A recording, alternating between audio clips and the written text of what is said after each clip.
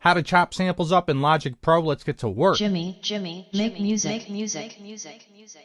So you're thinking about using samples in your music, but you're not sure how to incorporate it into your Logic Pro workflow. It's so simple, you're going to kick yourself for not figuring it out. Let's take a look. In this case, I'm going to show you how I took this sample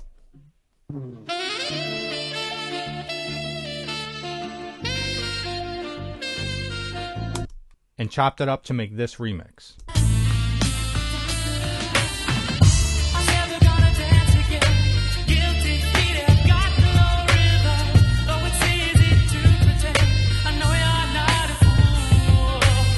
You get the idea. So you're going to open Logic into a new session. It helps if you know the BPM of the original sample, but it's not completely necessary. If you don't know it, you can simply just Google it. So in my case, this original sample is 77 beats per minute. Go back into Logic, pull my BPMs down to 77. Now I'm not going to keep my remix at this same tempo. I'm going to speed it up a little bit, but it's super simple. It's a click of a button. I'm going to show you how. So one way to do this is before you put your sample in, get the sample's BPM inside of your session. You'll take the sample you want to use and just drag it into an audio track. Now to help speed up this process and speed up the sample, you're just going to hit this flextime button up here and make sure it's activated on the track. It will analyze the track and put transients inside of there. In other words, places where it thinks you would want to cut it.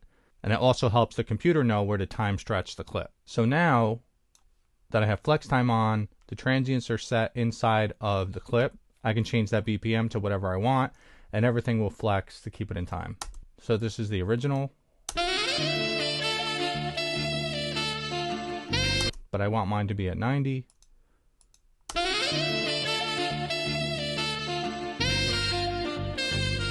Alright, so now I got that sample. I'm just going to chop. I like to chop the samples the old-fashioned way and just literally cut the clip where I want it to be cut. You don't have to do it that way. You can actually zoom in. By clicking where you want the sample to begin and end, it puts a transient marker, and then you can right-click and then slice the transient markers. I like to be a little bit more precise with them, so I'll actually zoom in on the clip and cut where I want it to be cut. So quick and easy. Now I have the section of the song I want to sample. I'm going to pull this all the way to the left to start. Let me just get some drums in here. It's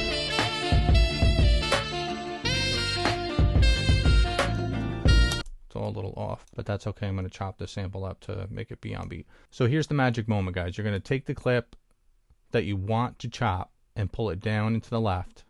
You'll see this menu option. I like to just use the quick sample original, but you can mess around with all these different settings if you want.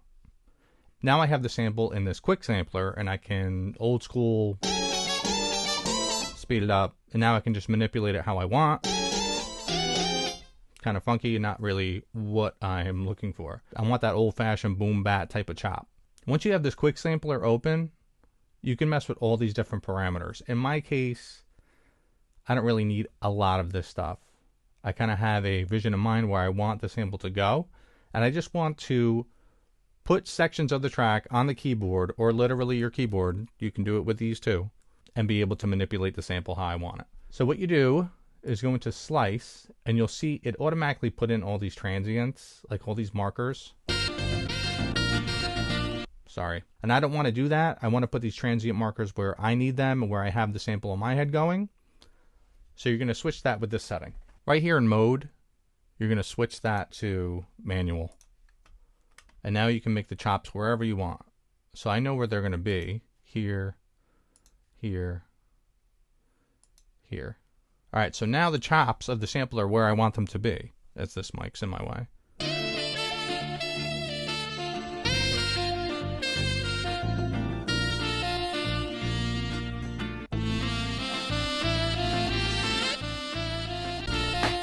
Okay, you see how the sample kind of started to, it didn't cut itself off. It just kept playing through. You want to fix that in one of two ways. You want this menu here, right in the middle of the Q sampler.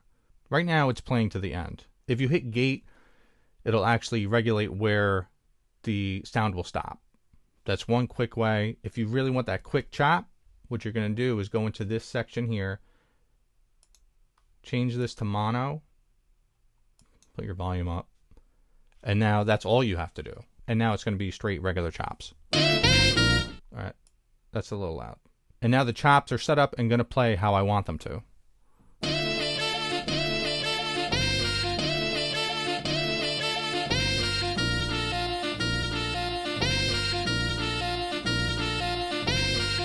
Simple as that. So now that you have this set up in this track, it's like a whole new track in your session. You want to record the sample the way you're playing it, so just activate that track. You'll see that the Q sampler will show up as a plugin in that particular track, and you can always go back to it to manipulate it. All right, just make sure you mute the other track, mute whatever tracks you don't want record, or mute whatever tracks you don't want playing while you're chopping the sample up. And let's lay something down.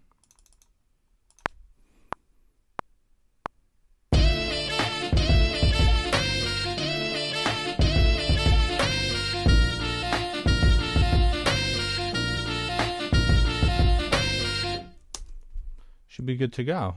Now your sample's chopped, you can add whatever other plugins you want to kind of open that mix up. When it's done recording, it records as a MIDI track. So you can literally go in and pinpoint any mistakes you made, put it more on time, put more swing in it, change the velocity, manipulate it however you want. So yes, chopping up samples in Logic Pro is relatively easy. And remember guys, you don't necessarily need a performance keyboard or a MIDI keyboard to chop up these samples. You can do it with a regular keyboard. What you're going to do real quick is just go into Window, and you're going to show Keyboard. Hit that section. Now your actual keys keyboard will manipulate that Q sampler. Super simple. So chopping up samples in Logic Pro can be really easy. If this video helped you out, consider dropping a like, subscribing, and leave a comment below on how you chop up your samples. Until the next one, guys. Peace. Jimmy, make music.